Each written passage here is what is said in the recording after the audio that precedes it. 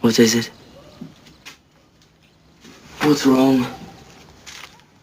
They're going to be famous. I don't want them to be famous. You will think that you did the wrong thing. You will try not to think it. You will push it out of the way, but it will keep coming back. You will hate me. You've got it all wrong. They'll be famous. The world's not big enough for John. All he ever needed was to see his way past me.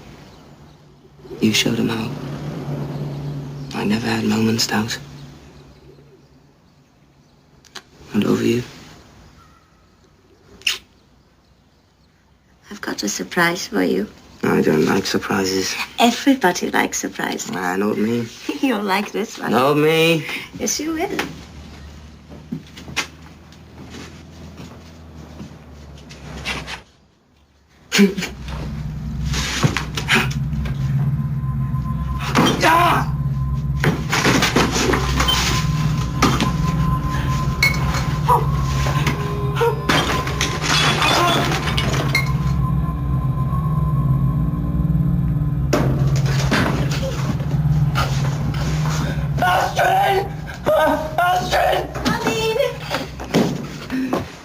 Ta-da! I'm sorry. You know what I like about Hamburg, Mr. McCartney? No.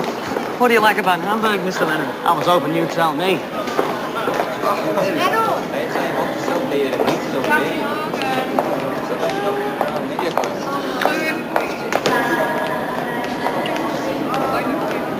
Where's Stu? Look at you. How do I look? Like a star.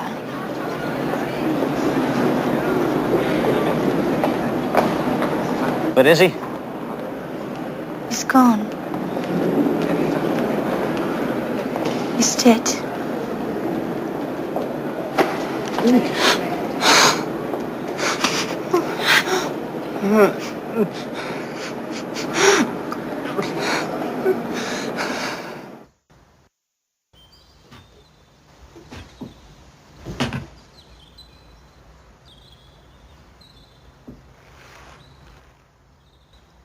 He was here. Yes, Just now. he's always here.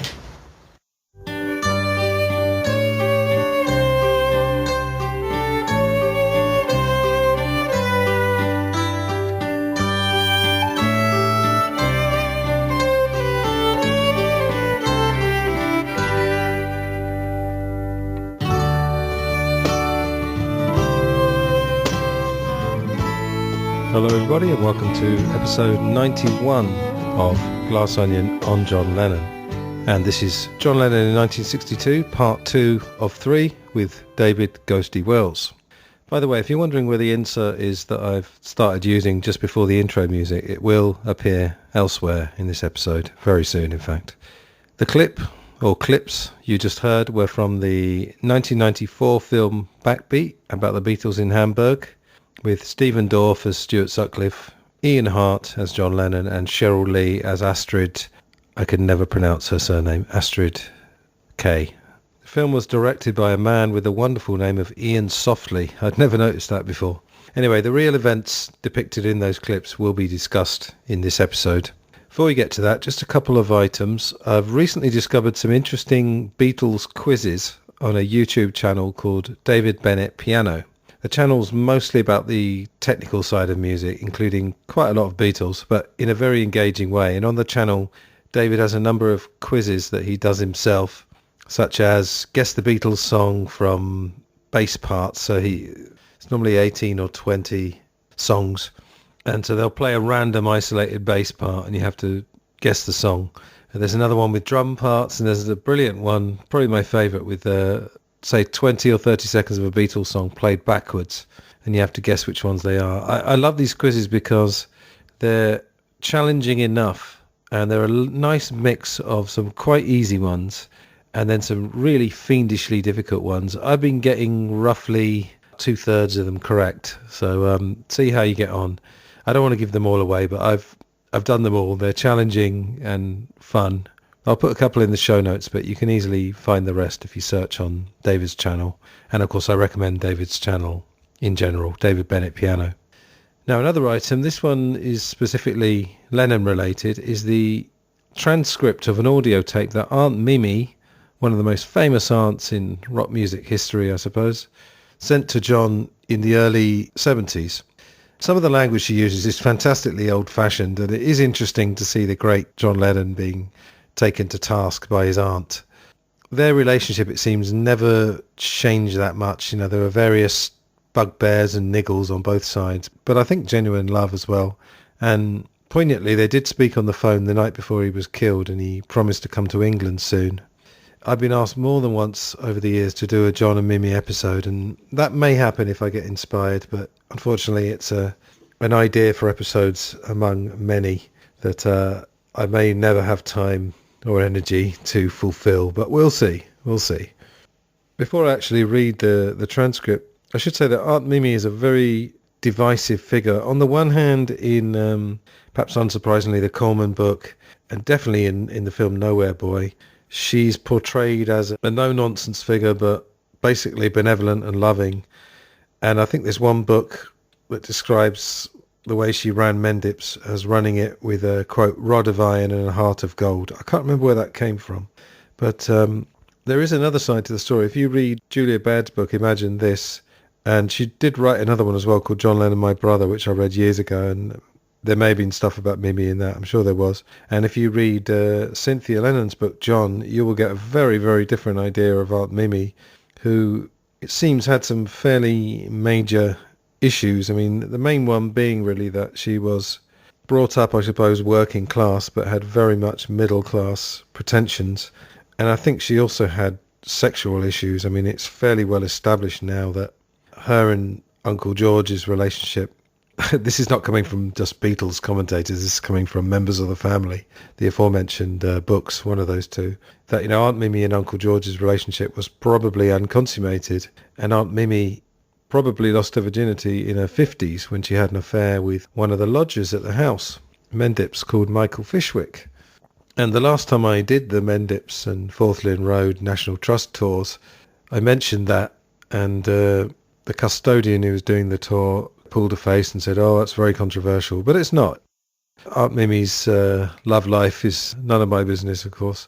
But it is interesting. She is yet another divisive figure. And the story goes that John sent Aunt Mimi a letter asking about their family genealogy. And as I said, Mimi replied to him with a tape recording. And she, I've got in the intro here, takes the time to address his media courting behaviour since the breakup of the Beatles. So this is Aunt Mimi. Now, you needn't for a start send any BS genealogist down here giving him a fine old holiday, tramping around graveyards. What a good old time he must have had. This thing must have cost a fortune. Now it's in front of me, and I'm going to read it to you, and you can't deny it because every word in it is true. Alfred Lennon married Julia Stanley. He was born on the 14th of December 1912, and Julia was born on the 12th of March 1914. And of course they produced John Winston Lennon, who married Cynthia, daughter of Charles Edwin Powell, on the 23rd of August 1962 at South Liverpool. What's this rubbish you're talking about? You wouldn't mind donating your money to a real socialist government? For heaven's sake, use your nut. There's no such thing, none at all, not where money's concerned. Money corrupts. You watch yourself, my lad. You're digging your own grave, and in no uncertain manner. Idealism is not the exclusive prerogative of English, Welsh, Irish, or any other nationality. It just happens. And you will wake up one of these days disillusioned and sad. You'll be the tool of unscrupulous people who will exploit your idealism, and it will be a sad day for you, I'm telling you. My dear boy, you are not the second Messiah. You are never likely to be, and that's the way you're behaving these last few years. Would you please understand that you're a speck in the ocean, and the only possible importance you can be is to people who are trying to get money out of you, and that's perhaps why they're around you. There's no other reason, John. And I've got in brackets laughs. None whatever. Do wake up, John, and remember the old saying, the cobbler should stick to his last, and your last is music. And get out of this little circle that you're in. It bodes no good for you, I'm telling you. Why do you think you're having so much trouble trying to get this permit to stay in America? It's not for smoking a bit of cannabis. George Harrison smoked cannabis, but he was allowed in. It's your activities there, boy, and you're digging your own grave, and it makes me very, very sad because I know in the end you're going to be hurt, bitterly hurt. For years I've heard you yelling and shouting about love, but it seemed to me your heart was full of hate, and it showed in your face. I had an American reporter here about 3 months ago, and he was telling me that you had put it out that you were never wanted, that you were never loved. And this newspaper were willing to pay me to give my opinion of you, my personal opinion of you and your behaviour over these years, and told me I would be well paid for it. Since when has money healed wounds? I soon sent him packing. I've been hurt, cut to the quick. What do you think I felt like when I've been with those Beatle parents and have heard what they've done for them? I was foolish enough to think, as I had you and waited for you to be born, that I was father and mother to you. But my goodness, John, you didn't want me. Again laughs. You didn't want anything to do with me, and a lifetime's work was just thrown on one side as nothing. And you say the Beatles were dumb. They may have been, but in many respects they could have taught you a thing or two. The first thing they did was to make their parents secure. So she's obviously talking about the other Beatles. Forever, knowing very well that they would always get it back. But oh no, you, right, left, centre, anyone could have in. And then I had to ask you this year to help me out. A terrible thing for me, I'm telling you, it nearly killed me. I'd had the same money from 1962, and anybody with a little thought would have known that what I had was melting away during that 11 years. So it looks like we can date this to 1973. And it seems as though you hated the sight of me. You couldn't bear the sight of me, and you never missed an opportunity to cut me down dead, in front of other people as well, which was even worse. But it didn't do you any good, for people noticed. But you were very kind to Alfred Lennon, taking him round the West End and having him in your home. I don't suppose it ever once crossed your mind that that would hurt me, especially when you couldn't stand the sight of me. In your teens I was hard to live with, and if I had to go through it again I would still be hard. And you know why too? You were determined to do things which you knew were wrong, and I was determined that you wouldn't, and if I hadn't been interested I would have let you do exactly as you liked, and you know how those children turn out. So very interesting. I want to get on with the episode, so I'm not going to give you lots of my own thoughts about that. I'd prefer to let you draw your own conclusions. But just to say that, you know, she's obviously not holding back, and she seems a very worldly person. I mean, one of the reasons that John Lennon had such a great bank of knowledge was because there were always books around Mendips when he was growing up, and Aunt Mimi was clearly a reader. Interesting that she mentions cannabis and things like that, because maybe the image of Aunt Mimi would be that she wouldn't know anything about drugs at all and wouldn't even want to mention the word. But, she seems to know quite a bit about the inner workings, maybe from a distance, but the inner workings of the Beatles. And obviously, as I said, she's calling John out there pretty blatantly about, some of his pretty contradictory behaviour, that he really called himself out on years later. Anyway, I hope you enjoyed that. I'll now let you get on with listening to the main part of this episode. So I guess this is the first of two parts within the three where Ghosty and I talk about the Beatles events of 1962, following a chronology that does go out the window at times, but we more or less stick to. We go pretty deep on a certain event in April 1962 that involved death in the family, so to speak, if you think of the Beatles as a family. And we also talk quite a bit about a certain drummer whose days with the group ended in this year. There's some interesting and varied audio clips. There's lots of tangents again, but crucially they're all, I think, Beatles-related tangents rather than confessionals about our Jungian dark sides, which were in part one. That's a slight exaggeration, but that was a very personal episode. This one is more focused on the Beatles. If you'd like to help out the show, there are PayPal and Buy Me a Coffee links in the show notes. Other than financially, you could also help me out by just telling people about the show and sharing links. As they say, word of mouth is the best marketing of all. There's no outro to this episode. Obviously, the next episode will be the final part of Ghosty and I's epic trawl through 1962 and all the world and Beatles shenanigans around that year. So I hope you enjoy this part, and I'll see you next month for Glass Onion episode 92. Until then, take care of yourself and all the best. Hello everybody, welcome to Glass Onion. John Lennon. And this is John Lennon in 1962, Part 2. This is the part where we talk about John Lennon. As of now, we have no idea how people responded to part 1. But anyway. Hopefully they reacted with casual chemistry. Yes, I forgot about that. Casual chemistry. See, it's been so long since we recorded. Anyway. Yeah, we are generally, just to tell the listeners, we are generally meeting, what was it, 2 weeks? 2 weeks Right. since we did the first one, yeah. So it's a bit more authentic than just like clicking off and then 10 seconds later. We're back. I think eventually for this podcast to reach its apotheosis when we talk about a specific year, it should in fact take a year to record, just to be as accurate as possible, right? Yeah, month by month. Right, so obviously good idea for listeners to listen to part 1. And what we did was we got to the end of 61, and we just set up what was happening. So just to reiterate, they were in a position where they'd got a fan club, they'd got the Mop Top style, Paul was on bass, they'd met Brian, and now they got this audition at Decca. Now, again, I think we said at the last episode why they were doing it on January the 1st. Even Mark Lewison probably doesn't know that. So the Decca audition, I want to make a point about Pete Best's drumming, and then I'm going to throw to you afterwards. Okay. So about 3 years ago, I think it was the first time I was ever invited onto a Beatles show, and it was Jude Kessler. She has a show called She Said, She Said. Mm-hmm. And around that time, I talked to David Bedford, and he had offered some maybe revisionist takes on Pete Best as a drummer. And he said he'd played the Decca tape to some drummers, and they'd all said the drumming's quite good. Okay. So knowing I was going to be on Jude's show, I remember it was a Sunday morning. My mind is always a bit sharper in the mornings. So I sat down with headphones. I thought, I'm going to listen to the Decca audition as if I've never heard it before. I'm not so worried about John, Paul and George, but I'm going to focus on the drumming. And I wrote down notes for each song. And I don't have the notes, but I remember the thing is there's no dynamic fills. He's got an okay beat going. And then as the verse goes into the chorus or into the bridge or into the guitar solo, the traditional thing you do is to do a dynamic fill to sort of signal almost to the listener you're going into the next part. And there's just absolutely none of that. It's very metronomic. And he does tend to have that 1/16th note fill that he does. I know you're not a drummer, but have you got any thoughts on Pete Best's drumming from what you've heard?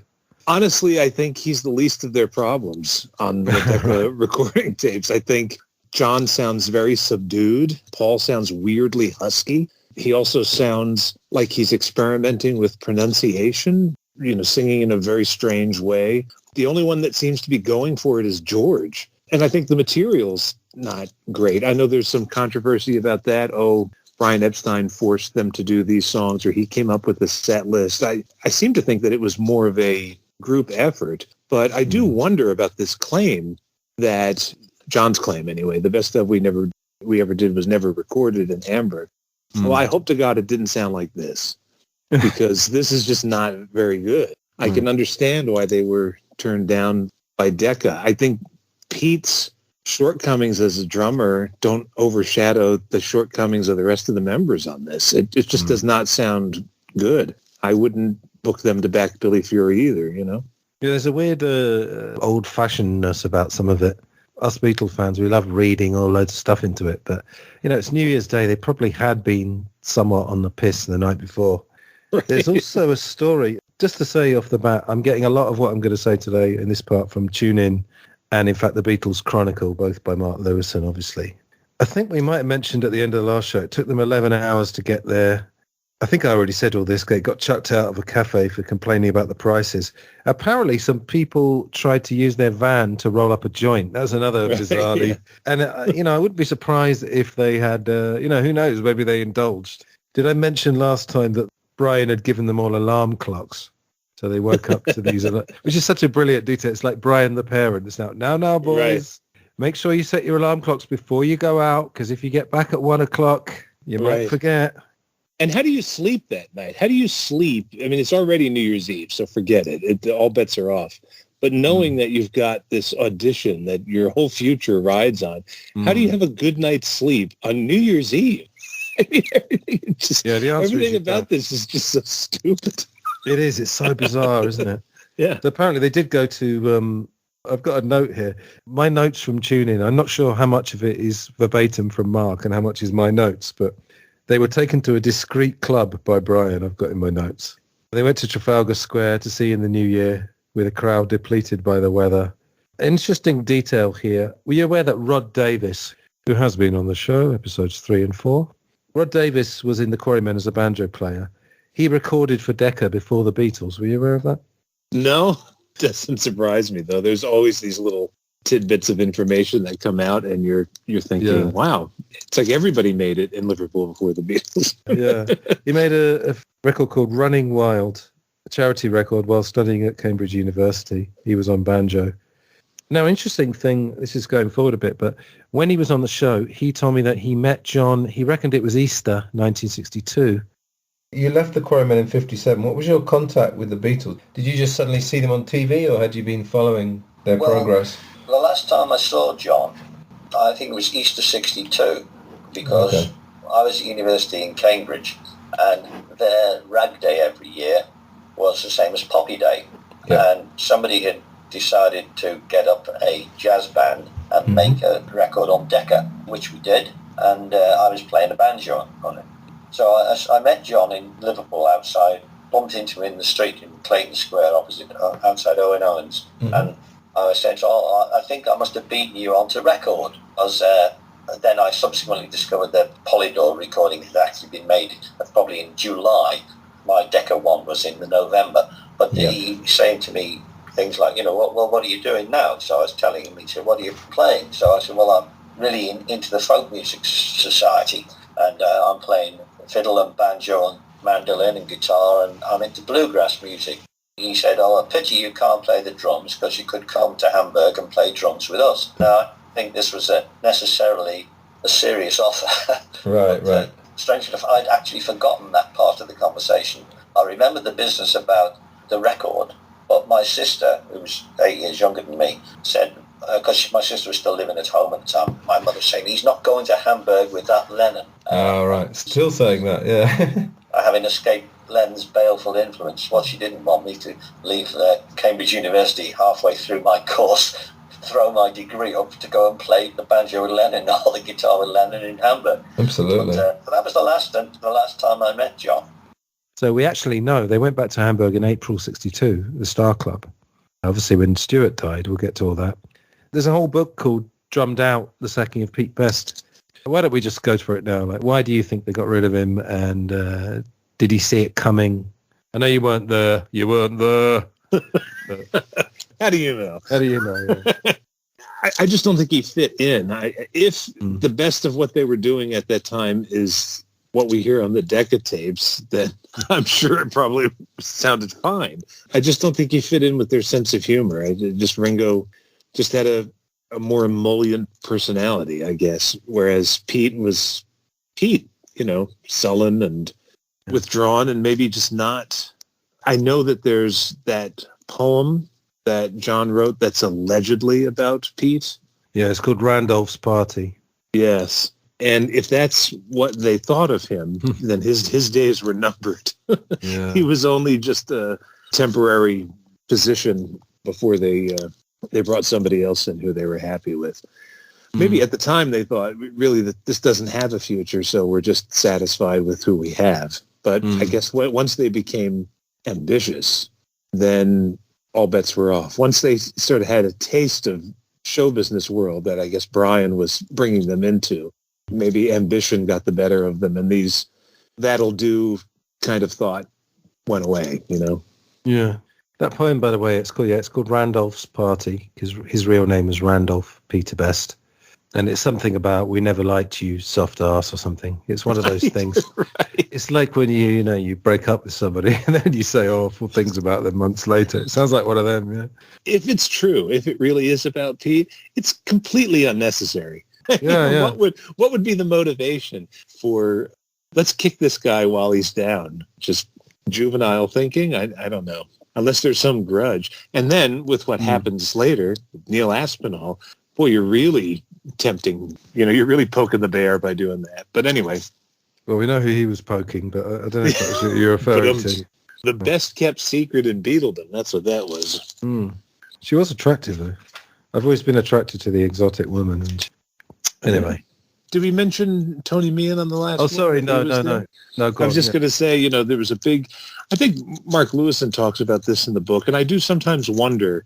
I know that in Beatle circles, there's a desire to portray the Shadows as bad guys or the old guard that had to be taken out so the Beatles could come in. But Tony Meehan had just started working at Decca as a junior producer and A&R man, and he was there, and I guess he was short with the Beatles. He wasn't very impressed with them. And again, the Shadows' first album had just come out. He had just left the group. He was a guy who was already super famous at that time, so he probably did have an attitude. He was very, very young. I mean, he was not that much older than George, if I'm not mistaken. But I don't know whether he really had any part in the decision-making process. It's written in Tune In that Brian asked him what he thought of the tape, and Tony was like, nah, not that great, which is an honest assessment. I have the same feeling. It's interesting also that later on, John heard BBC recordings, I believe, and thought that those were the Decca tapes. This was in the 70s, and then sent them to Paul with a note saying, listen to how good we sound. They turned us down. Yeah. And you're thinking, how is this possible? Here we are as fans. We pore over this stuff, and we know the dates. And here you have John hearing a BB. Like, it doesn't occur to him that this isn't the Decca audition. He doesn't remember what should have been one of the most important days of his life. He doesn't remember what he played. Anyway, moving on. I suppose so much water under the bridge since then. Right. So much done. Right, a couple of other things. Yeah, in terms of Ringo's drumming, have you ever heard I'm Going to Sit Right Down and Cry Over You from the BBC? Well, I'm sure you've heard it, but do you remember? Yes, of course. The drumming on that is fucking brilliant. And he overplays, if anything. But some of those fills, you can argue whether it's totally appropriate to the song, but he just absolutely dominates that. And would you agree with me that over the last, let's say, 20 years since those rock band stems came out, I think Ringo's star has risen? I didn't even mean to say that. Honestly, I didn't mean that. Oh, that was so lame. Mr. Starkey's star has risen considerably. And I mean, because he was known as being a terrible drummer for years and years. Yes, I mean, it was completely unfairly. Yes, it has. I think it's almost to the point now where anyone saying anything bad about Ringo gets the full brunt of the fandom. I do agree that he's a better drummer than Pete. No offense to Pete. I'm sure Pete is great now. He might even be better than Ringo now. Because Ringo, you barely see him play. Every time he plays, it's the same thing. But yeah, I agree.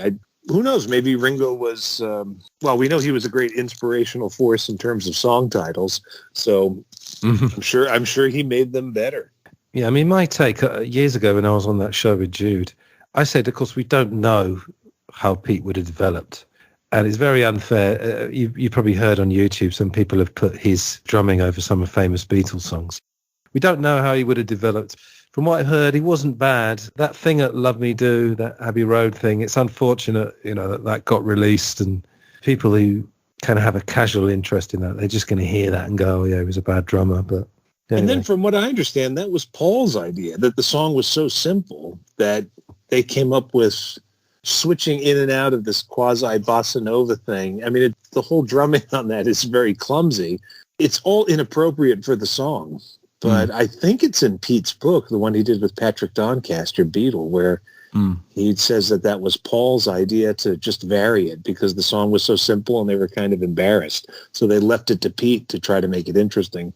Well, how about this? Is this in Tune In? Ringo played the song with that beat live sometime after that. If it comes from Mark, I'll trust it. But can that even be true? That's so bizarre that Ringo started using this beat. I think maybe the thing that counts against Pete is that he is known for playing this whatever that beat is called. I saw a girl in my dream, and so it seems that I will love her. You are that girl in my dream, and so it seems that I will love you. And I waiting for your kiss, waiting for the bliss, like dreaming do. And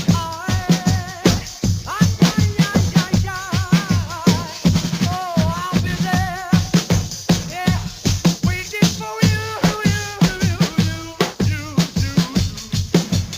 You can't just want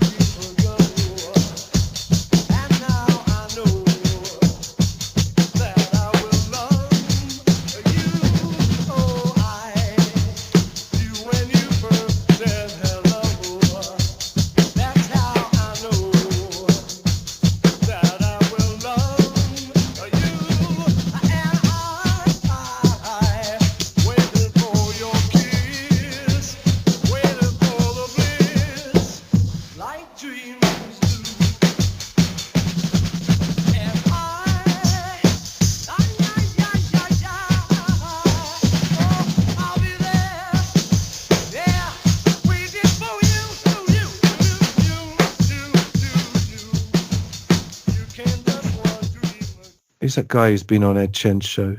Darren somebody? Darren Murphy? Darren Murphy, yeah, sorry. Oh.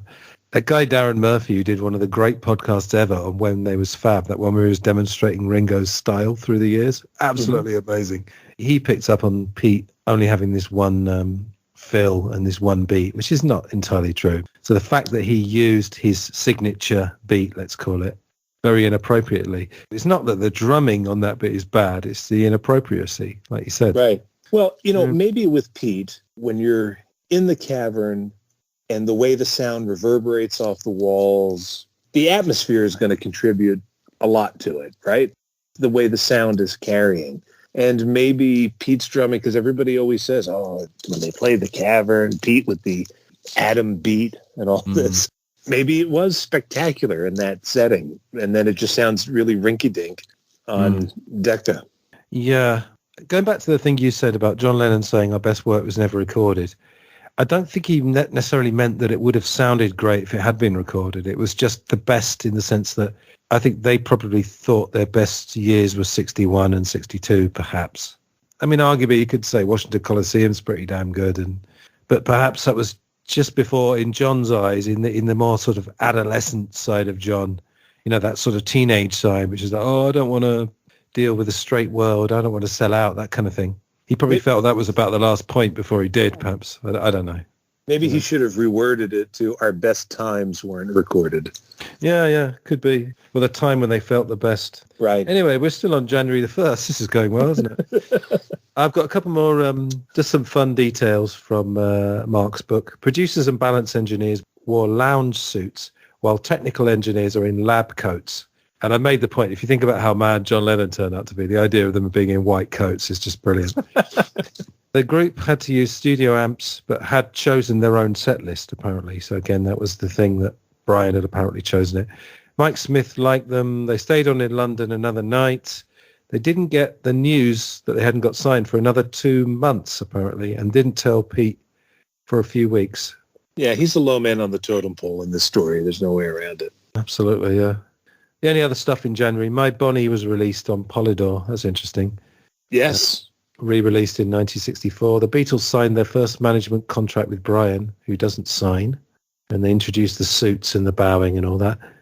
Now, this is interesting. When I had David Bedford on back in 2019, we met upstairs in the Jacaranda in Liverpool, and he smashed a couple of myths, which is to do with Brian not signing this management contract. I'm going to play a clip from that show on this show. Okay. I went to interview Brian Epstein's lawyer, David Harris. It was one of those moments where you're just in conversation and we talked through the management contract, explaining why Brian didn't sign, and I think some people said it made the contract illegal or invalid, which it wasn't. It's unenforceable by Brian, but the others could be tied to him. Well, David explained that legally. The reason why Brian didn't sign was, in English law back then, if you were under the age of 21, a parent or guardian had to sign for you. So Brian had all the parents' details taken out. Were they all under 21 at that time? And there's your problem, because who isn't? Who's already 21? Well, John. John. Yeah. Because John signed the contract. If Brian had signed the contract, John would have been legally tied into Brian. Oh, I see. And if Brian didn't do what he did, he wanted them to be able to walk away. If Brian had signed it, John would have been legally tied to Brian so for 12 months. Gracious act, you mean? Absolutely. Wow. That's why Brian didn't sign it. So in law, because the four of them signed the contract and Brian did what he said he would do, they could enforce the contract on Brian, even though the other three were underage. Because Brian didn't sign it, he could not enforce the contract on them. Very interesting.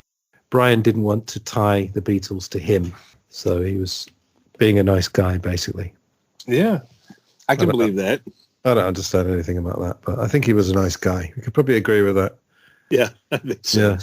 I would just add that the bowing in unison in the suits comes from the Shadows. In fact, they go to the same tailor.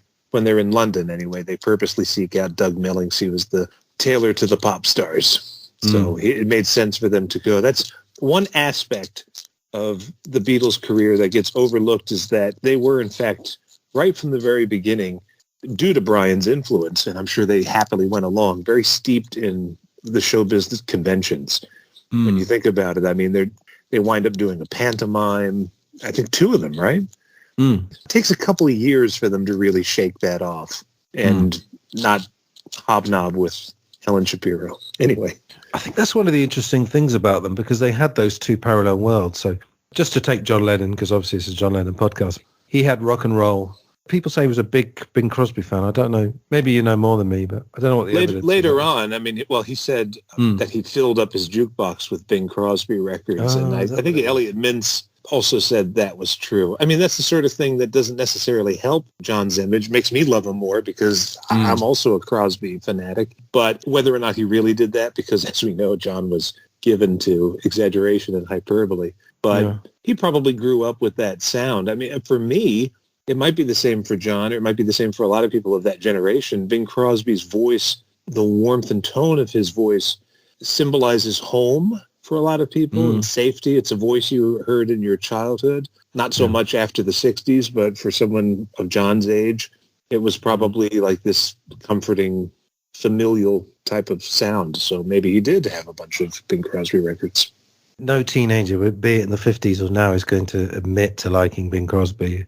Just for example, someone like Bing Crosby, maybe just purely because he's of a certain age, But no, the fascinating thing is, I always love when I listen to the Hamburg recordings, which were made in this year, obviously. I love hearing them doing Taste of Honey, Until There Was You. And I've appreciated more as I've got older, the idea of rocking those songs up. So they don't sound like rock songs, but they're done by a rock band. I love that. And I think part of the Beatles, it is that combination that they did come out of something very traditional, but they were well tapped into something that was new. So I think that's part of the appeal. I have a question for you. So when they met Brian, which is November 61, what stage were the Shadows at? Would Brian have been aware of the Shadows? Oh, of course. They were already huge, yeah. Oh, they were already huge, right. So what year did they emerge? Was that 60 or 61? Technically 59, but 1960 was really the beginning of their dominance. Oh, fair enough. I thought it was a bit later than that. Okay, a couple of little bits in February and March, and then we'll get to some fairly major stuff in April. February, Stuart Sutcliffe visits Liverpool. Alan Williams notes his death pallor. I think they went bowling or something, and I think this is the same bowling trip where they met Norman Rossington, which is very funny. He was in A Hard Day's Night. Stuart meets Brian, and again in Tune In, there's something about Brian talking about how to manage groups, and there was even some weird thing that Stuart might be involved in their management. I didn't read that properly, to be honest. Tune In is so massive. I was dipping in and out when I was researching. February the 20th, they play Floral Hall in Southport, which is near Liverpool. John and George smoke weed, given by another band's drummer, and start madly twisting. You may have heard that story. They're doing the twist in a crazy way with each other. I don't think John could dance in anything other than a crazy way. I think that was something that was in Pete Shotton's book, that he was a horrible dancer. The only way that he could get by was doing some wild, lampoonish dance. Yeah, that's it. You can get away with it by setting it up. Definitely. Like he does at the end of one of the alternate Hello Goodbye videos. And in A Hard Day's Night. Yeah. Hard Day's Night with the Lionel Blair bit, if you remember. Mm-hmm. March the 7th, radio debut for the BBC programme Teenager's Turn. This is very significant because we've got Pete Best on this. They play Dream Baby, which is one that Orbison had done. Memphis, Please Mr. Postman. I think there were 4 songs. You wouldn't know what the 4th one was, do you? I don't. I do think it's remarkable, though, that they're on this program. Teenager's Turn, was it a talent scouting type of show? For them to be on it is testament to Brian's work, because why would they even be on it? You wouldn't just have a local band. That just doesn't happen usually. So somebody did something right, and I'm assuming it's Brian. Yeah, and that was in Manchester, I believe. Yeah, obviously not far from Liverpool, but any gigs they could get outside of Liverpool, I think they were going for it. I listened to this one as well. The drumming sounds fine, to be honest. No big issue with it. Well, it sounds fine on My Bonnie, actually. Yeah, we talked about that single for a second, but yeah, I mean, it sounds okay on that. Yeah, in fact, it sounds very dynamic.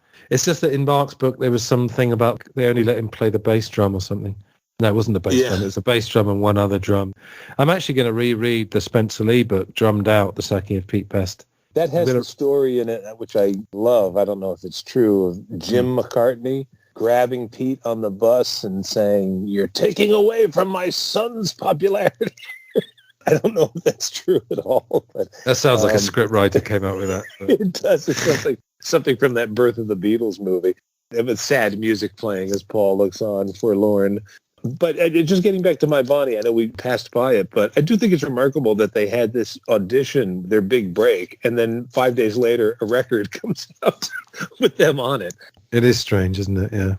As you go on, though, what bit of this story isn't strange? Right, exactly. The coincidences and weird things, they just go on and on. All right, early April. This is we've got lots going on here. Shortly before starting their Star Club gig, the Beatles play again with Ringo after Pete calls in sick. 2 gigs on the same day, the rest of the day spent together, including some time at Lord Woodbine's Colony Club.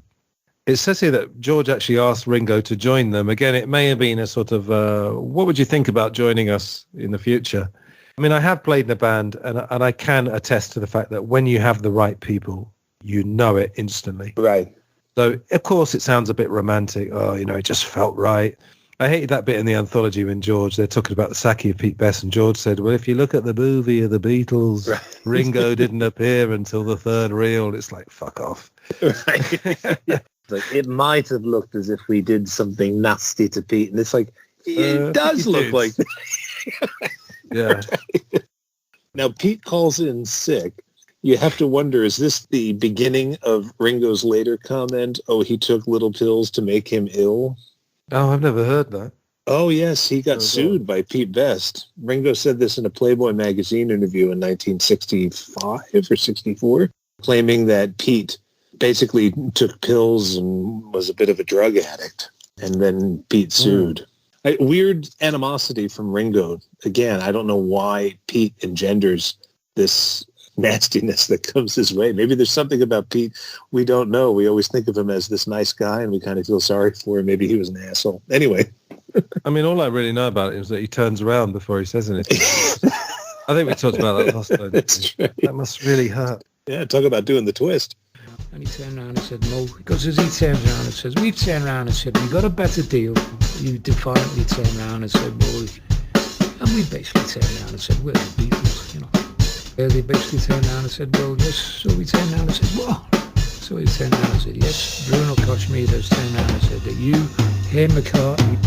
So we turned around and said, well, that's a little BS then. So you could turn around and see prison scene, basically looked at one of them and turned around and said, the best thing we could do.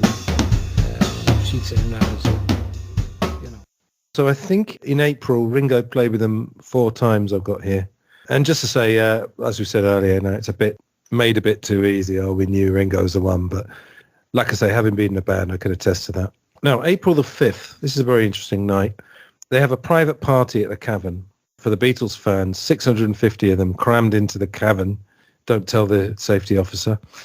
And it's a farewell gig, basically. It's a kind of, we're going off to Hamburg. Don't forget us. I actually did a podcast about this, episode 15, The Beatles and a Mass of Humanity, because I wrote a little blog post about it. It was interesting because they played the first half in leather, took a break, and then they came back in the suits. So they were bridging the 2 eras, if you like. And there's a picture of Pete Best singing Peppermint Twist. Paul played drums and George played Paul's bass upside down. And apparently it was just this magical night. And that was probably, if you asked them years later, I don't know if anyone ever did, they might have said, oh, that was one of our great nights. Maybe John would have said that. Right. Because it was just before the fame happened. And we know they loved the fame for about a year, but I think you must look back nostalgically. Okay, you're probably more famous than I am. You can tell me. Do you look back on the days when you weren't famous and think they were so simple, those days? I know. And interestingly, Pete actually met his wife, Kathy, who I believe he is still with her, isn't he? I'm sure he is. I'm sure he is. He kind of met his life partner. So his days with the Beatles were numbered, but obviously he succeeded where the others failed in probably preserving his sanity 100% and sticking with his first partner, let's say. What's interesting about this gig is they do 1 half in leather, then 1 half in the suits. It's interesting that they're so self-conscious that they would sort of celebrate 2 different eras while they're happening. I guess they're setting the template for Beatle tribute bands to come, who swap out the Pierre Cardin suits and go into the Sgt. Pepper outfits and then wind up in the Let It Be garb or the Abbey Road cover. Fur coats and stuff. Right, yeah. Right. So you think they were hedging their bets a bit there? I Possibly. think that's what they were doing, yeah. Maybe they were, yeah. Was this their coming out party at the Cavern? I mean, was this the first time? It was like a debutante's ball. Was this the first time that they were going to be shown, we're going to display ourselves in our suits? Oh, that's a good question. Was it actually the first time they unveiled the suits? Because that would be a real risk, wouldn't it? You got all these people down for a party, they're loving the leather, and then you turn up in the suits and, you know, loads of scouts will go, oh, what the fuck are you wearing? You know, that kind of thing. Yeah, that's a good question. Listeners, glassonionpod@yahoo.com. Was that the first time they wore suits? My intuition is that they'd started, but maybe they weren't quite into that era yet. But they didn't wear suits at the Star Club, did they? I suppose they did, didn't they? They must have done. Well, we'll get to it later, but certainly the end of 62, when they're playing the Star Club, they are in suits. Oh, absolutely. Yeah. No, I'm thinking the April trip. Anyway, right, April the 10th. Again, this is a horrible anniversary that's already passed by the time you listeners are listening to this. April the 10th, 62, Stuart Sutcliffe dies from cerebral paralysis caused by a brain hemorrhage. Brian and George hear the news first when they arrive the same day, and then John, Paul and Pete arrive the next day. Now, I want to talk, again, this is a John Lennon podcast, so let's talk about John Lennon's reactions, because it's just so strange how over time, you know, these stories get changed. So in the Coleman book, I did make a point of looking at this. In the Coleman book, he bursts out laughing. In a documentary about Stuart Sutcliffe, he alternates laughing and crying. And then in another book, maybe it's Mark's book, he's crying. I think Paul, in his book, The Lyrics, I'm thinking of this because I just read it recently. I'm pretty sure that Paul refutes the laughing story and says that John definitely did not laugh. He must have been there, obviously, when the news was delivered to him. And he said he did not burst out laughing when Stu died. So I don't know. You wonder where that story comes from. It's weird that it would be in the Coleman book of all books, because you'd think it would be a story that doesn't cast John in a great light. It wouldn't be in that book. But I don't know. I mean, how old was he in 1962? 21, right? 21. Yeah. I mean, when you're 21, you're still a baby. You still don't know what you're not going to be very mature. As we know, he had 4 major deaths in his life. Okay, so chronologically, his Uncle George, Julia, his mother, Stu, and then Brian Epstein. Now, I think we know for a fact that when his Uncle George died, him and his cousin Layla, who he was very close to, was about 3-4 years older than him, who he was still writing to at the end of his life, they went up to the room, one of their bedrooms, and were collapsed in hysterics. Now, I totally understand, you know, that's a defense reaction, right? Right, of course. When you can't cry or you're not very good at grief, you do the opposite. You start making jokes about it, you know? But again, I know you weren't there, but put your sort of amateur psychologist hat on here. What do you think is going on here? Do you really think he's going to burst out laughing when he hears that Stuart Sutcliffe has died? That seems beyond the pale. I don't know what I'm expecting for you, but have you got the insight? I don't know. I mean, you got me laughing talking about this. It's possible that John may have been so socially awkward that he didn't know how to react, or I don't know if you've ever been around death. It's not uncommon when someone is confronted with death to have all sorts of weird and inappropriate thoughts. I'm sure John Lennon was at that moment just crushed and just his brain was probably a whirligig. But, you know, one of the thoughts you might have is, I'm glad that's not me, you know, which might result in laughter. And then maybe later on you have survivor's guilt. You know, why wasn't it me? So it's this whole strange combination of emotions that hit you all at once. And, I mean, who really, under those circumstances, reacts? I guess some people do react well. I know Paul McCartney famously puts his foot in his mouth whenever someone dies, right? His mother died, and he said, what are we going to do without her money? Yeah. You know, the camera captures him after Lennon's death, and he's like, it's a drag. I know that was more about telling off the reporter than anything else, but you're not at your best moments under those circumstances. Yeah.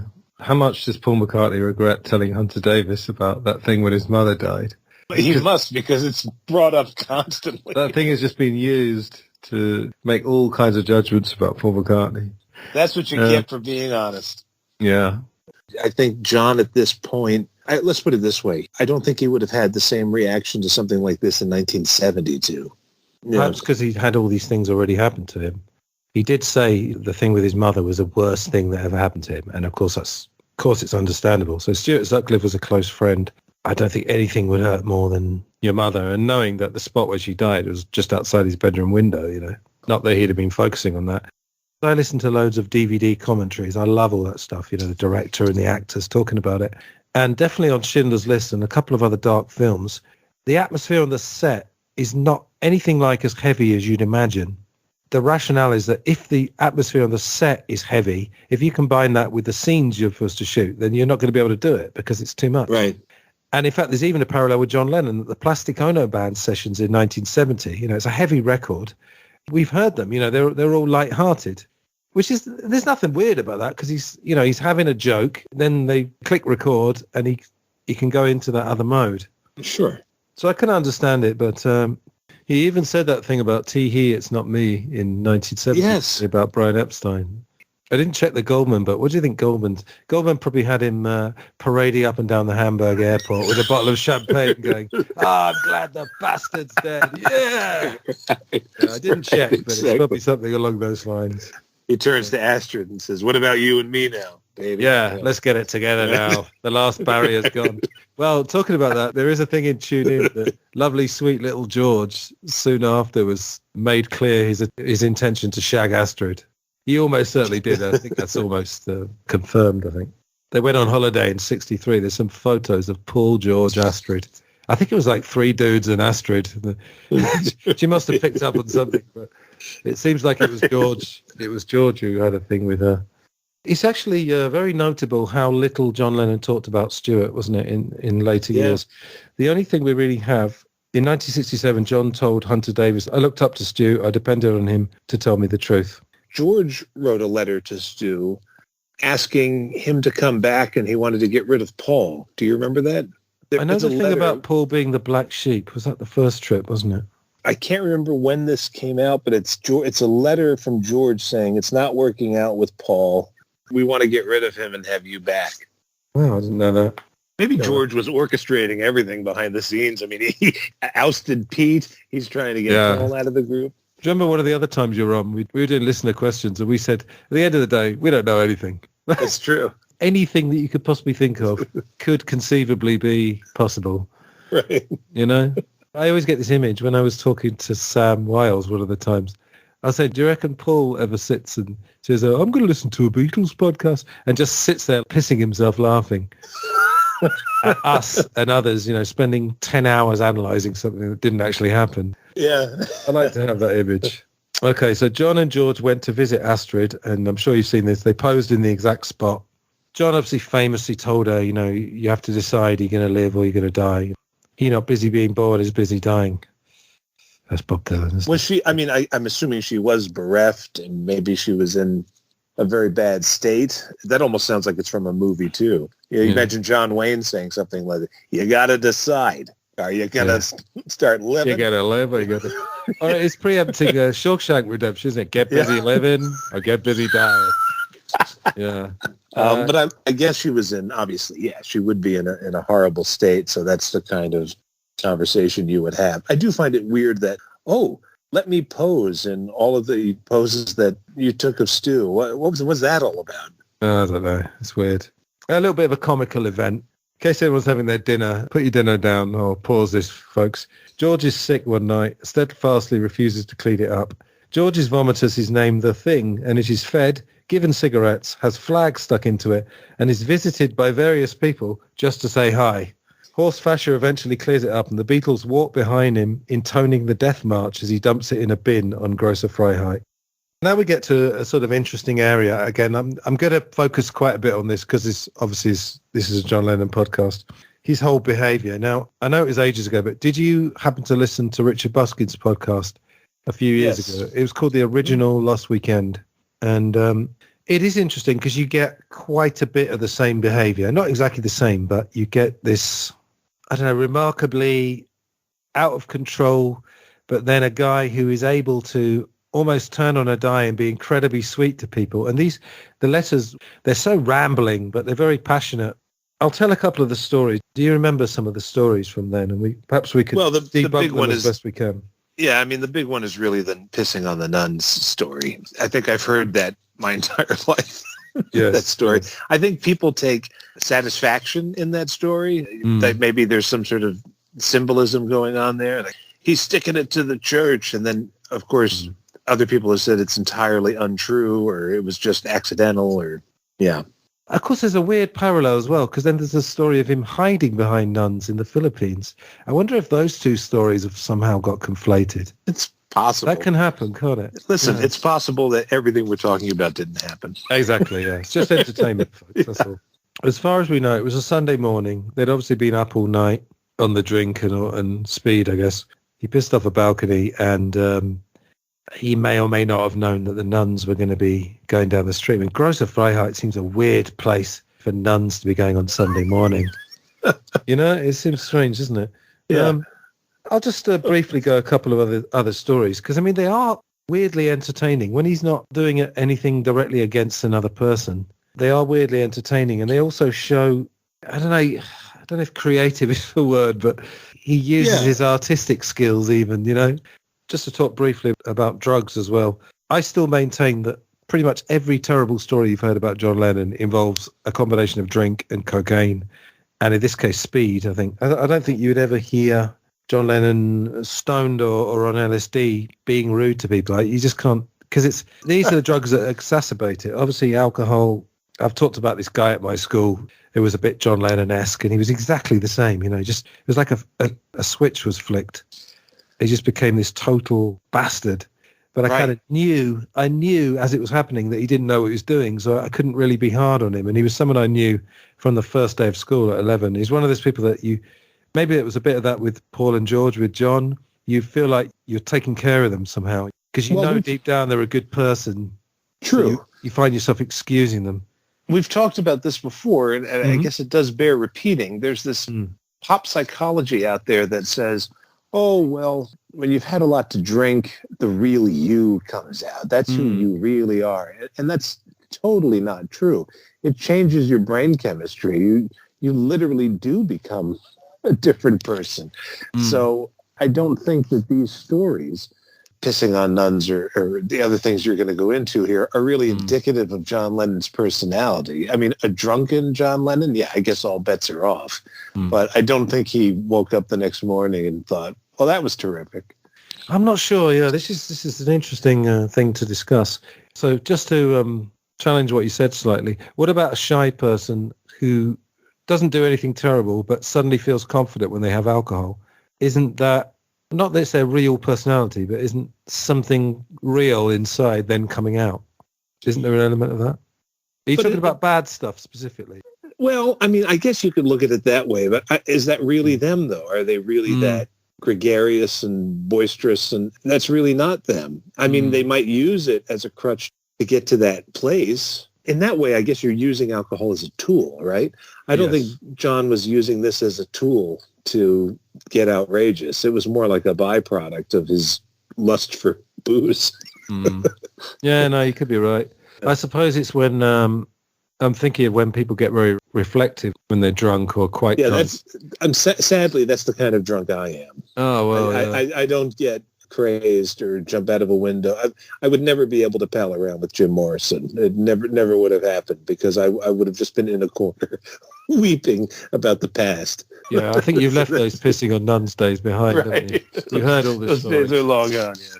All right, let's go through a couple of these stories. I'll try and keep this brief. Richard Buskin and Eric Taros had it right, because there are so many parallels with mid-70s if you read May Pang's book. Obviously, speed, Preludin is going to affect your sleeping, so he's probably, and John Lennon famously could stay up for 2-3 nights on the trot.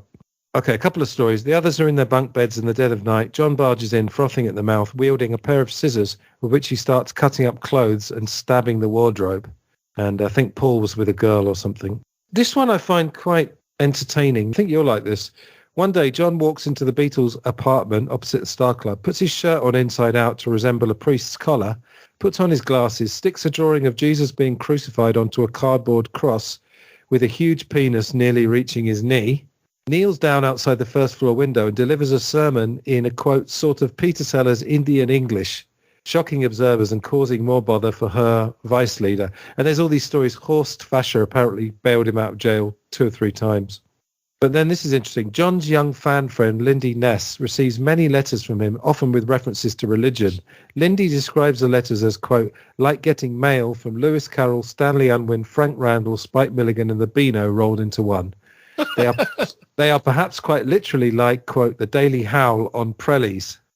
Well, if there's one thing I think everybody can agree on, John was very conflicted about religion.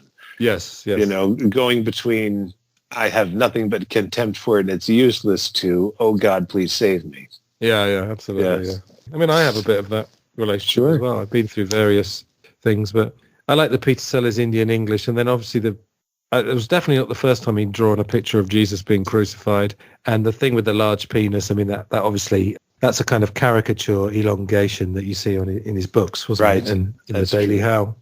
The Beatles are expecting, as per a pact they made years earlier, that Stu will contact them from the other side to prove the existence of the afterlife. Observers see no sign of them mourning their friend any longer, one in fact hearing George's pronouncement that he's, quote, going to shag Astrid. Well, listen, they're young. Yes. They're young, yeah. You know, you don't have a lot of time to waste. You're busy. You're industrious. You've got things to do. And I will say that you're an artistic person. I'm an artistic person. I'm not saying I'm on the same wavelength as the Beatles, but I hung around with an art crowd, I guess you would say, in high school. I wasn't hanging out with the footballers or anything. I was hanging out with the people who were doing weird poetry slam nights at cafes and things. Yes. And it wouldn't have been out of the ordinary for what, in fact, it did happen. One of my friends, for fun, chased us around the house with a knife. I mean, a little high, a little drunk, and this is the kind of thing that goes on. Yeah, I'd say, because I went to drama school, and I had ambitions to be an actor many years ago. And when you get everyone together, and I think it's almost like a, quote, safe space, you know, when you can be a bit weird. And then obviously if there's drink or weed or whatever involved. Yes. I think as I've got older and I absorb more and more stuff about the music business in Hollywood, it just seems to get darker and darker. And I think it's more that you have to be ruthless.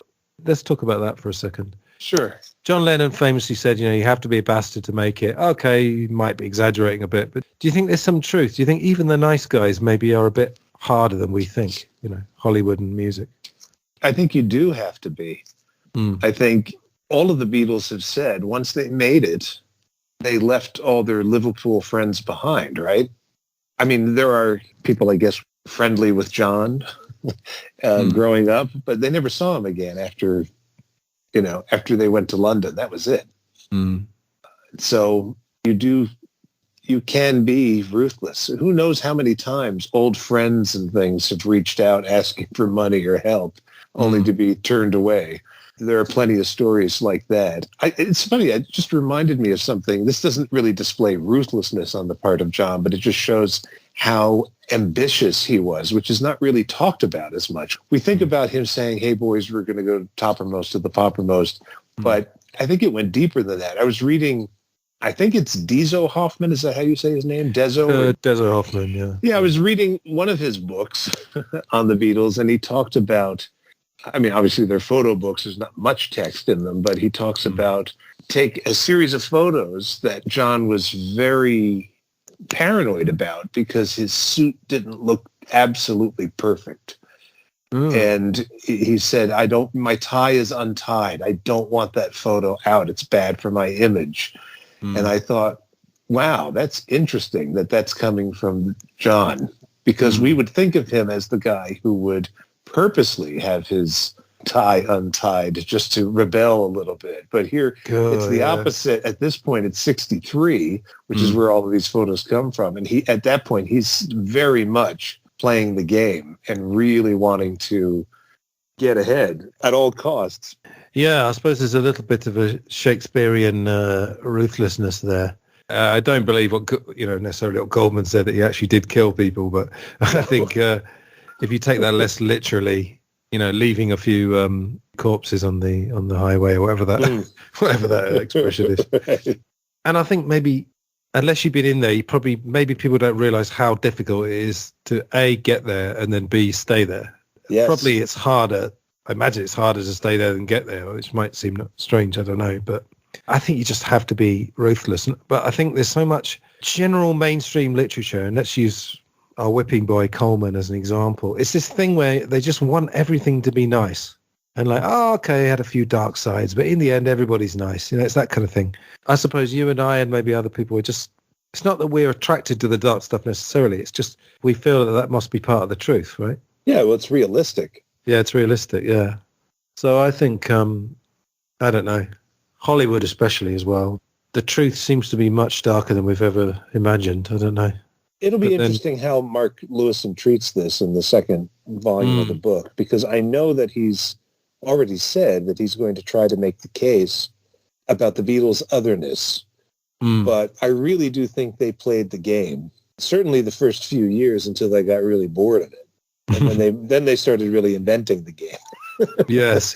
But at first, they were really ambitious and ruthless and biggest bastards in the world. Maybe. I mean, he would know.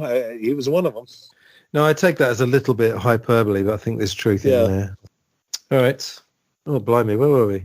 I think we're somewhere still in April, somewhere like that. Little Richard. Yeah, Little Richard, yep. Yeah, Little Richard and Gene Vincent play the Star Club. Little Richard will play Liverpool later. We'll get to that sometime. Vincent arrives to be the star attraction in the Hamburg club 4 days before the Beatles leave, and they are, quote, paralyzed with adoration to watch him at close quarters. He's a serious Scotch drinker, a, quote, horrible drunk swigging directly from the bottle. Vincent keeps offering to knock Paul out cold by touching pressure points on the back of his neck. I love that. And is fascinated by guns and knives. He takes George to his hotel where he thinks his wife is with another man, handing George the gun he was about to shoot her with. George flees. Just one other thing. There are a number of photos taken of the Beatles with Vincent. There's a great one of John and Paul with Gene Vincent. Yeah. You've probably seen it. And a maniacal-looking John about to stab a nonplussed Vincent. No doubt Prellies were involved. And another picture shows the Beatles holding Prellies and looking like they've indulged. That's the one with Pete Best. Have you seen that? Colour photo. And they hear of their recording contract amid all this madness. And, here's another thing we should talk about. The Lennon-McCartney songwriting team. We know they were writing in, 57, 58, 59. Does it seem like they stopped for 2 or 3 years? I think they became complacent, or they just gave up.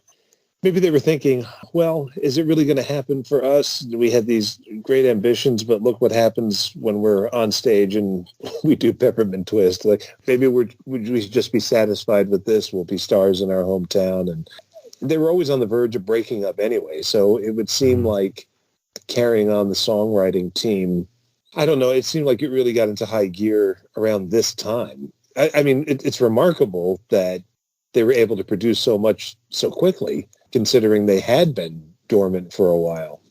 I know Paul's assertion has since been challenged, and he said it wasn't true, that they had hundreds of songs and in notebooks and all of that, and he said it was more like 6. The legend of this songwriting team that was cranking away in the background, I think, has been refuted. I imagine they took it up as a hobby in the 50s, and then they realized we're going to get better. We're going to do better doing covers, doing good covers and weird B-sides, obscure B-sides. Mm-hmm. But I think I get the impression that Paul probably wrote a lot more than John. I can imagine Paul was probably beavering away most of the time. This is 1960 rather than 62. But I'm absolutely obsessed with that 1960 tape. What it is, there's actually 2 tapes. This is interesting. One was sent to a guy called Brown. Don't think it's Michael Brown, but somebody. They sent one to him and one to Astrid. So it's fairly clear that there's 2 tapes. One of them is these horrible 12-bar blues, which sounds like, I think Paul might have been playing the lead, or maybe not, but it's got Cayenne on it, but then it's got this really awful music on it. But then I'm always curious because I'm still not clear where they recorded it. Some said it was in the bathroom at Fourth Lynn Road. At Paul's, yeah. Yes, but I did, again, I think this was the Coleman book. This is interesting. Astrid remembers getting a tape that was made at the art college. And if you listen to that, it does sound like they're in quite a cavernous place. You can imagine they're in quite a big room. So there's rumours that it might have been at Gambier Terrace because that was a fairly big room. One room, basically, they lived in. So I'm always fascinated when I hear something and I don't know where the circumstances around which it was made, because you start to imagine, don't you? Well, the art college makes more sense. I mean, we've seen Paul's bathroom. I don't know how many people you can fit in there. Yeah, exactly. And how many "You'll Be Mine" will Jim McCartney take before he throws them out of the house? Yeah. I mean, as a Beatles fan, I know this doesn't mean anything if you're not a hardcore fan, but what you wouldn't give for just more recordings of them, even them just talking or something. You know? Yes. You know, one of my favorite recordings, boy, this is a quick sidebar. I'll make it very fast. Okay. I don't know if you have the bootleg Paul's Unforgettable. Is that some sort of radio DJ thing he did? Yes, it's a tape. It's fantastic. Paul did this thing where he played an American DJ and he had Peter Asher there and he made this for the other three Beatles, and then John records over it. And it's John's tape because anything that John did leaked out. And it's John and Ringo with two women who I don't think are their wives. And it's literally a half hour of them just goofing off and doing silly voices. And so you have Paul's bit at the beginning, which is interesting. And then it just becomes an experiment with an organ. And they're playing records, and John and Ringo are doing these ridiculous voices, and these women are laughing in the background. If you ever just wanted to hear like a stoned night at the Lennon household, this would be it. It's actually very entertaining. There's a video on YouTube which is John Lennon home recordings. Are they doing Mexican voices or something like that? Or is there a Mexican themed song, or is that something else? I don't know. I mean, it goes on for a while. Oh, right, yeah. They do a lot of, "Would you come in?" "Yes, yes, I'll come in." Like these kind of goonish voices. And it just goes on and on and on. And there's women talking in the background. At one point, a television's turned on. Oh, wow. I have to listen to that. Yeah, it's interesting. That sounds a bit like their Christmas records, isn't it? 66. Pretty much, 67, yeah. Oh, very good. Returning to the timeline, right. June the 6th, Wednesday, very, very big day. The Beatles' first session at Abbey Road. The thing that always strikes me now, having read Tune In, I think he mentions this, if you look at pictures, they look so fresh-faced. And I mean, they are fresh-faced. But you think of all the things that they've been through already. Right. You know, it's just so incredible. When you read Tune In, because it's so long, Tune In, you know, even the mainstream version was 900 pages. All the deaths and everything and all the drama. You know, when they arrive at Abbey Road, there's so much history already in them. Well, it's like it's been wiped away. Weirdly, They show up for that session as if they're entirely new people. Like they just came out of that rock and roll womb. Now you realize how young they are. It's like, hey, you look at them and you think, what could have happened to them at such a young age? Look, they're babies. But then we know the story that so much they'd already had their career by the time they started it. Yeah. But then, just to slightly contradict my own point, maybe, of course, we're reading a lot into this drama. And obviously Stu's death is important, his mother dying. If you just take John, you know, those 3 deaths he'd already had, they're of massive importance. But maybe all the other drama, maybe it wasn't as much to them as it is to us, if you know what I mean. Yeah, it's true. Although Stu... That's real enough. Yeah. Yeah, and then, you know, there's some jail time there, and there's a lot of stuff going on. Yeah. But you think about it, the Beatles' career as a recording unit is 62 to 69, roughly. Yes. And then as a pre-recording unit is nearly as long, right?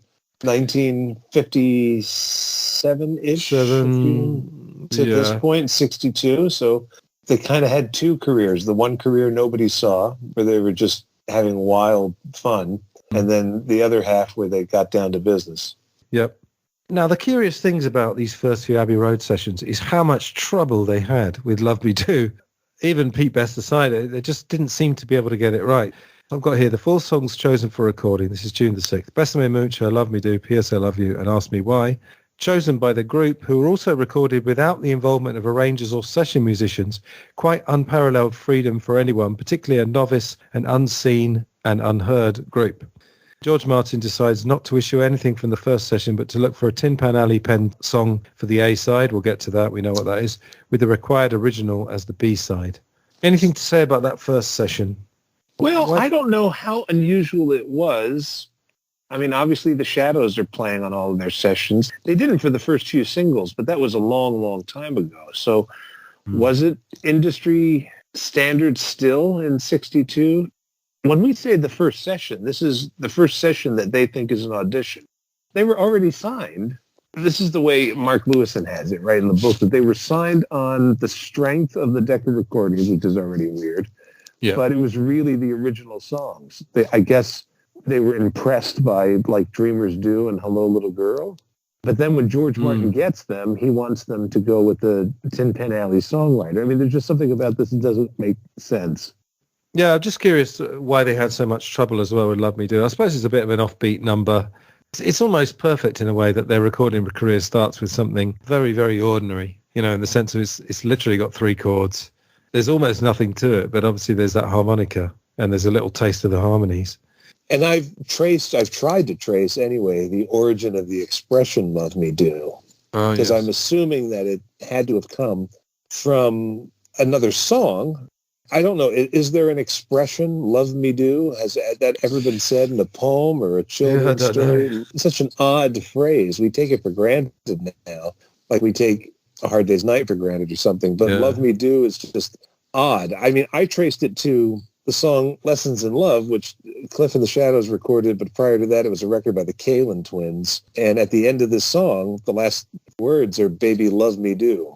Last lesson in love.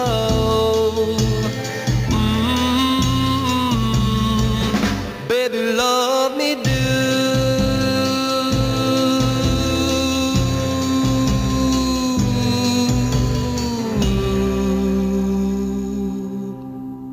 And that was 1960 that record came out. So I'm assuming, as Americophiles as the Beatles were, they probably had the Kalin Twins record. Maybe they would have heard that expression there and it just seeped into their songwriting. But I don't know. I mean, Love Me Do does sound like the kind of thing that you would have heard in like a Noel Coward record or something like that. So maybe it's older than rock and roll.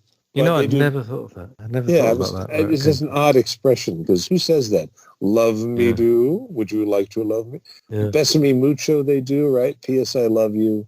Ask me why. I like Ask Me Why. It's good. I like it because if you learn it on the guitar, it's got some really interesting chords going on. I've heard people talk about that as, that's one of their weak songs or it's not particularly good. And I always thought it's a very sophisticated song. Yeah, it is. For the time period. Definitely, yeah. God, what was the other thing I was going to say? What were you just talking about then? I was talking about the switch off derivation of Love Me Do, yeah. Here's another weird coincidence. You know, John wrote Hello Little Girl in about 58, maybe one of his first songs. There was a song on the charts called Hello Little Girl. Was it Lloyd Price? So anyway, it's not strange that he would have taken Hello Little Girl, but the Hello Little Girl that was in the charts has got the line, I want to hold your hand in it. Hello, little girl, baby, but you sure look good. Hey, you look, little baby, like I think a woman should. I want to walk with you, baby. I want to hold your hand. I want to walk with you, baby. I want to hold your hand. I want to look you in the eyes. Hey, try to make you understand. They stole from everybody. Well, hopefully they didn't. I think I'd prefer if it's some bizarre coincidence, you know, like the Eleanor Rigby grave or something like that. And also, what is it with Paul's fascination with the song Besame Mucho? I just feel like he can't not sing that song at a session. It seems like he's always busting that out with a big smile on his face. But not since those years. No, I don't. It's something about that. It was a hit for, I think we mentioned it earlier, for Chet Harris. Yeah, part one. Besame Muchos. But I'm sure it was the original that they were really doing because there's no vocals on that. Well, I think one thing he liked about it, because if you remember, I was doing these guitar lessons a couple of years ago on some of the shows, and I did one on that. And what he liked was that the song is in A minor, and then suddenly on the chorus it goes to A major, so it's suddenly brighter. Do you think like Dreamers Do was inspired by Besame Mucho? Yeah, I've always thought that. Yeah. I've always felt they probably did that at Decca instead of Besame Mucho. Yeah, because it's I saw the girl. It's very much like that. Absolutely. Yeah. It's just like doing writing I'm Down to replace Long Tall Sally, isn't it? Yep. One of them. June the 9th. So this is a nice top and tailing. They had that party before they went to Hamburg. Now they have one welcome home one. 3 days after the slight deflation of their Abbey Road session, the Welcome Home Cavern gig, organised by Brian, 4.5 hours, 4 support acts, reignites the excitement and sets a new attendance record of 900 people in the cavern. Well, I'm glad that the only thing that was reignited was excitement, because 900 people, that would have been, the story could have ended right there. Yeah, there's no mention of health and safety authorities at all. And everybody's smoking, too. Oh, yeah, of course. Yeah. After the gig, John and Paul take 2 young fans back to Paul's house, and the girls watch as the 2 Beatles finish off and refine, quote, with lots of joking and messing around and dead casual, using Jim McCartney's piano, arguably the first classic Beatles song, Please Please Me. I think John started it, this is very specific, isn't it, in his Aunt Mimi's room in Mendips. I'm not surprised at all that Paul helped him. On the recording, by the way, I know it didn't come out in 60... No, it did come out in 62, isn't it? No, it was recorded in 62. Yeah. No, sorry, recorded in 62. Yeah, they do a very interesting thing with the harmony. So you've got that, last night I said, and Paul singing, last night I said these words to my girl. It literally one note the whole way. Very interesting. Mm-hmm. Last night I said these words to my girl. I know you never even try, girl. Come on, come on, come on, come on, come on, come on, come on, come on, please, please me, oh yeah, like I please you. I don't want to sound complaining, but you know there's always rain in my heart. In my heart, I do all the pleasing with you, it's so hard to reason with you. Oh yeah, why do you make me blue? Come on, come on, come on, come on, come on, come on, come on, come on, please, please me, oh yeah, like I please you. Oh yeah, like I please you. Oh yeah, like I please you.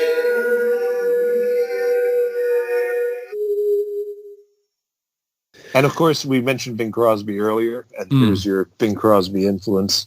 Please lend your little ears to my please. And it's not one of those songs that has stood the test of time by Bing Crosby. It's not like Swinging on a Star or Don't Fence Me In, but it resonated with John for some reason. All right, June the 11th, the Beatles record their second BBC radio appearance. So this is Pete Best again. This is interesting. This is a milestone. The first Lennon-McCartney original broadcast on national radio was Ask Me Why. I wonder how did Pete play it? Well, that's the thing. I'm sure we have a recording of this. Again, it's perfectly fine. You know, it doesn't sound particularly great or particularly bad. It's just okay. I love you. You tell me things I want to know. And it's true that it really only goes to show that I know that I should never be blue. Now you're mine. My happiness, you make me cry.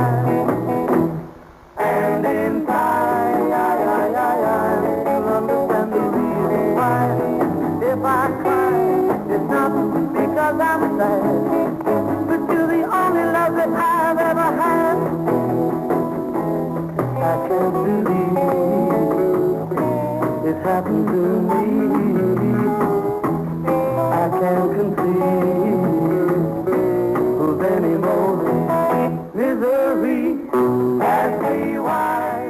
I'll say I love you. He's proving there that he could play on an original, because that's another one of the accusations, isn't it? That give him a rock and roll song, but then give him an original where he's got to work out a drum part and he can't do it. And not necessarily true. Another thing was that on the first show, which was in March, that we talked about earlier, John did, I think, 3 of the 4 vocals. This time they go for very much a band thing. Right. So the 3 vocalists taking 1 lead each, and there's lots of harmonies. Now, a fifth of the audience were Beatles fan club members brought on a coach chartered by Brian, this is from Liverpool to Manchester, and including Jim McCartney along for the ride. Pete Best is swamped by adoring fans as the group leave the theatre. Oh, yes, this is the origin of that story with Jim McCartney confronting There you go, Pete. yeah. I was just going to say, also interesting, because here we have Brian being very crafty by bussing in a whole bunch of fans, right, to make sure that the reaction is recorded the way that we want it recorded.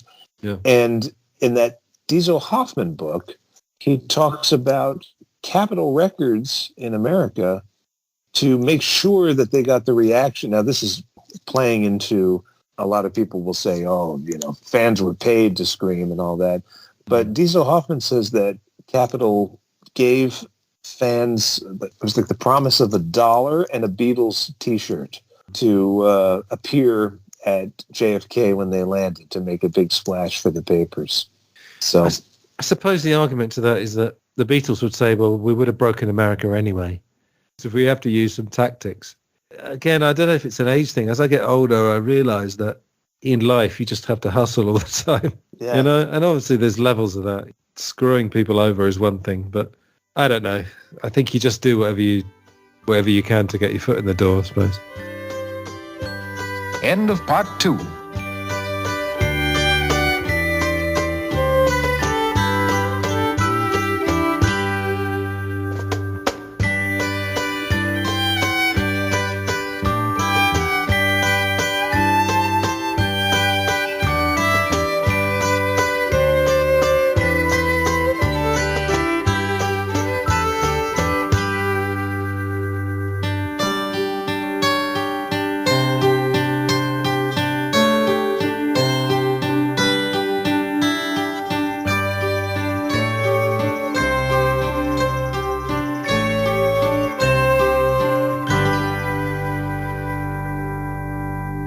Take this, brother. May it serve you well.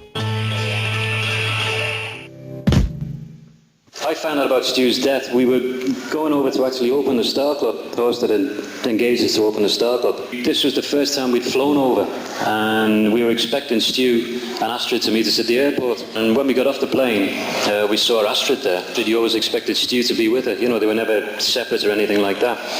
And we just sort of turned around and said, hey, Astrid, where's Stu? And she turned around and said, she didn't sort of, keep it back or anything. She just turned around and said that Stu had died a couple of days before we actually got into Hamburg. It upset us in as much as that, okay, we all had a lot of respect for the guy, regardless of the fact that he left the band and gone back to, working in Hamburg.